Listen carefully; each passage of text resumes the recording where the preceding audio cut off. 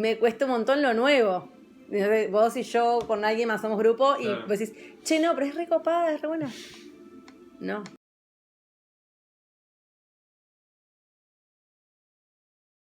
Dolor en el corazón. ¿Cómo es con eso? Dolor en el pecho. Yo se lo voy, o sea, yo voy a increpar, ¿por qué? ¿Qué pasó? Como estaba todo armonioso, éramos todos felices acá. Quizá después lo conozco y te pones a hablar y dices, no es tan malo como yo pensé. No sé, yo bailo tango y me pasaba que yo siempre iba a una milonga. Y más allá que yo recorrí otras milongas, pero había una milonguita que era mi elegida, porque yo me sentía parte de ese, éramos familia. Y ya cuando venía alguien nuevo, en el grupito de que ya habíamos hecho ahí, yo era como, ¿por qué se sentó en nuestra mesa? O sea, no se lo decía directamente, pero mi corporalidad no estaba cómoda. Yo no estaba cómoda. Ya empezaba como... O me cambiaba de mesa porque algo... Cuesta lo nuevo para mí, ¿no? Porque si vos estás cuidando ese grupo, querés estar bien con ese... Como que hay alguien que te desorganiza todo eso que vos armás, ¿no? Como que cada uno tiene su rol, como... Uy. Es difícil. Me río.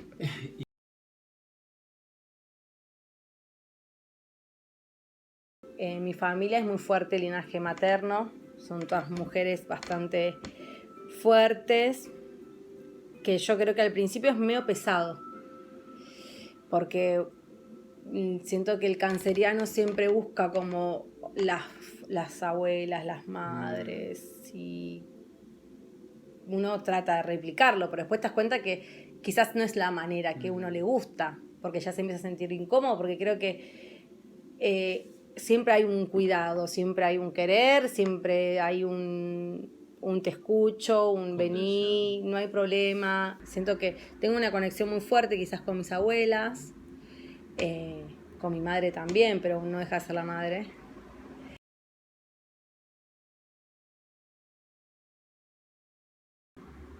Pienso, ¿no? Hablando de lo maternal, ¿cómo me comunico desde lo canceriano quizás?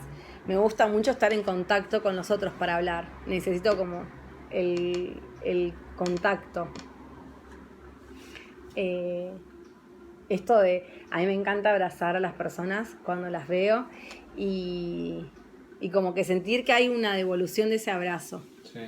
Siento que hay una conexión, ¿no? Como que vos sentís los corazones latir y hay un encuentro muy verdadero en el abrazo. Siento que el tango es un poco tan argentino, que la Argentina es canceriana y tiene que ver con ese encuentro, con eso fraternal que nos hace iguales, esto de querernos encontrar, querernos abrazar y contarnos algo con el cuerpo.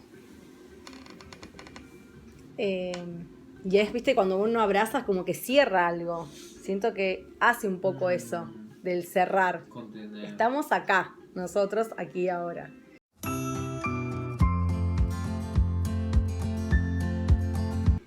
Me gusta mucho sentir qué está pasando. Me genera como, bueno, ¿qué más hay acá, no?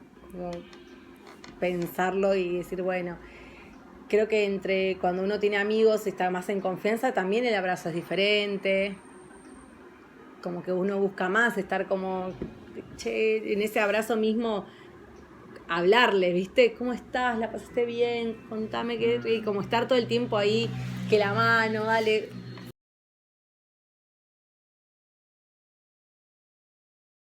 Sí, creo que a veces es muy inconsciente y a veces son muy conscientes, pero sí. Que, por ejemplo, vos salís de tu casa y de repente... Ayudo a las personas, tipo, hay una señora que no puede subir el colectivo y soy la que, yo la ayudo, señor, y la empujo, después como...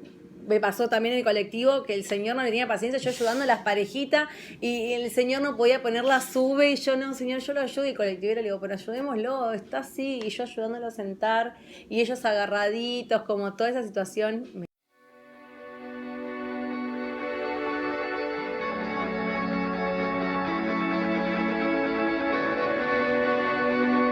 Tuve que aprender a domesticarlo porque es muy dañino eso. Mira. Pero recién yo me di cuenta después que pasó mucho tiempo y muchas cosas que no me gustaban, pero sí Recuerdo que a una amiga le dije que era una mentirosa, que no tenía sentido lo que estaba haciendo, que era contradictoria con su vida, que una cosa es lo que nos decía a nosotros y otra cosa es lo que hacía cuando era adolescente. Pero después entendí que eso tampoco llega a ningún lado, porque es como que uno habla con una cierta autoridad moral que en realidad no tiene. Pero la intención de decirlo así no es dañar al otro, sino poner las cosas sobre la mesa, digamos, según la visión, claro. Mi visión, obvio, que no tiene nada que ver con lo que pueda estar sintiendo otro. Pero esa parte de entender lo que el otro puede estar sintiendo o no, en el momento uno cree que lo está ayudando o que bueno, las cosas son así y te lo tengo que decir porque si no siento que no hay sinceridad. Claro. Pero cometes sincericidios que no te llevan a nada, la verdad, que no construye, es como muy destructivo. Hay que saber hacerlo también, porque uno no sabe qué le está pasando al otro, si se da cuenta, si no se da cuenta, si está pasando un buen o mal momento, si en vez de ayudarlo lo estás hundiendo, si es para el otro o es para vos.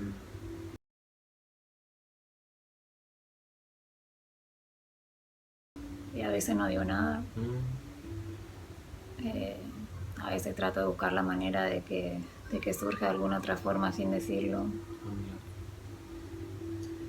A veces pido permiso para poder decirlo.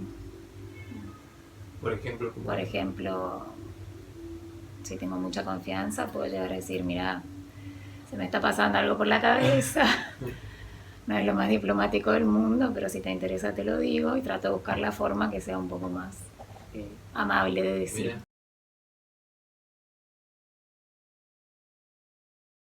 Sí, a veces son cosas que hacen mucho daño, pero después he tenido personas que después de muchos años que me vinieron a decir, eso era así como vos me dijiste. ¿Me podrías contar la historia sin nombres? Había una persona a la cual yo apreciaba, estaba en mi círculo de amistades y yo notaba que era homosexual. Y era algo de lo que no se hablaba. Esa persona no lo había hecho público, no sé si ya lo había asumido o no. Sí. Éramos muy chicos y yo una noche le dije, no entiendo a qué estás jugando, porque creo que presentó una novia, no me acuerdo bien cómo fue, y digo, ¿para qué haces? Y habré tenido 18, 19 años. Y le dije algo así como que era muy triste ver que él no pudiera asumir esa parte, que era evidente, pero que bueno, que lo piense porque lo iba a liberar y es su vida en definitiva, no hay otro que lo va a poder vivir por él. Y en ese momento me miró y se rió, no me dijo ni sí ni no, y yo me fui pensando para qué dije las cosas. Y después de muchos años me dijo, esa noche que me dijiste eso era así. Y ahí le pedí disculpas, le dije, yo no tendría que haberte puesto en esa situación. Te metes en la vida del otro en realidad. Y la mayoría, a mí no me gusta que se metan en mi vida si yo no permito. Pero...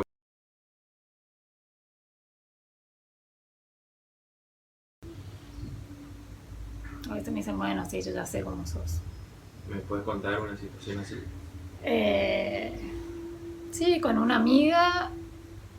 conversando de problemas familiares que tenía, alguien que no accionaba en su círculo familiar, le dije, bueno, esa persona se tiene que hacer cargo de lo que está pasando y buscar a la otra y sin pedir permiso, o sea, porque era una situación grave.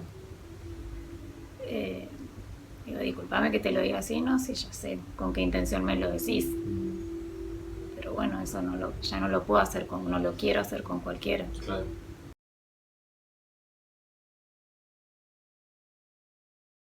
Mi profesión tiene mucho de teatro también. Por ejemplo. Y tenía que ver cómo son cosas en general orales. Ajá. Tenés que tratar de convencer al otro de tu posición. Mira. Entonces utilizas otras técnicas. ¿Y ahí te sentís Pero cómoda? Sí soy muy dura hablando igual. Por ejemplo. ¿Puedes citar un ejemplo de eso?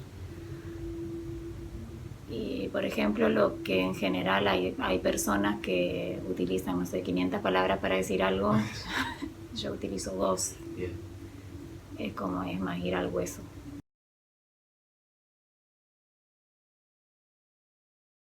Me interesa mucho lo que tiene que ver con la muerte, cómo se muere la gente, por qué se muere la gente, qué pasa cuando se muere la gente.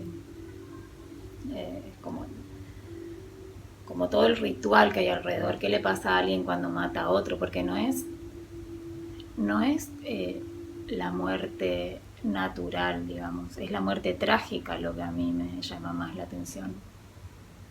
Por ejemplo, un homicidio, todo lo que rodea a eso, esa oscuridad del homicida, o no sé, no me siento muy cómoda hablando así, pero es eso. O todo lo que tenga que ver con el misterio de la muerte.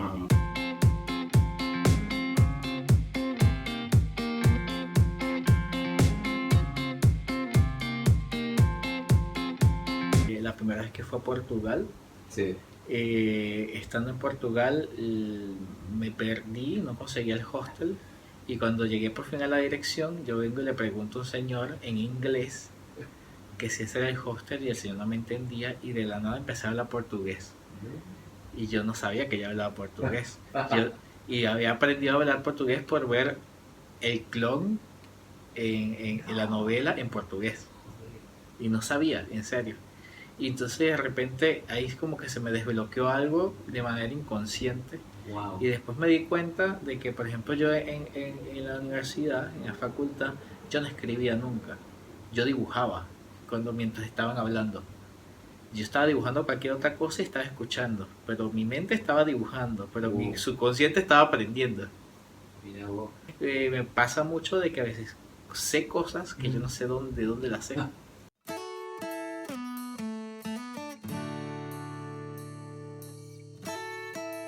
Sí, y he tenido sueños lúcidos. Me pasó mucho porque mi hermana mayor murió, ella tenía 35, yo tenía 18, 19. Y yo tuve muchos sueños donde yo hablaba con ella. Y hablaba, pero yo sabía que era un sueño. O sea, y era como que yo le preguntaba cosas y me respondía cosas que probablemente me las haya imaginado en el momento, pero el tema es que muchos de los sueños, la mayoría de los sueños nunca me recordaba, pero hay muchos sueños que yo me despertaba y siempre los recordaba. Y era como que para mí era fácil darme cuenta en un sueño que era un sueño. Claro. Y ¿Te sigue pasando? Sí, y tengo muchos déjà vu también. Pero es como que mi déjà vu son un poquito más largos. Wow. Y cuando ya comienza algo, es como destino final. Es como que hay una secuencia de situaciones, pero son puras situaciones estúpidas donde ni siquiera es que ahí se va a acabar el mundo. Claro, no. Sino es situaciones cotidianas. Como que agarré algo, me manché el dedo y pasaron 5 cosas más, y hasta esas 5 cosas más yo sé que eso es lo que va a pasar. Es un superpoder de que no funciona. porque es como que me da información, en vez de decirme cuáles son los números de la lotería, me dice situaciones X.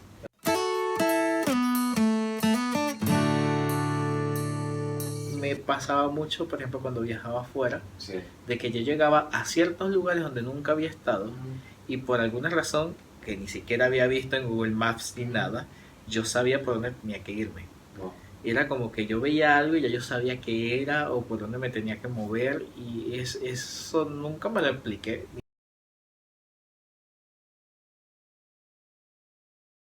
Por ejemplo, para decirte algo, yo al cementerio de Recoleta no puedo entrar. Me siento mal. Claro, sí.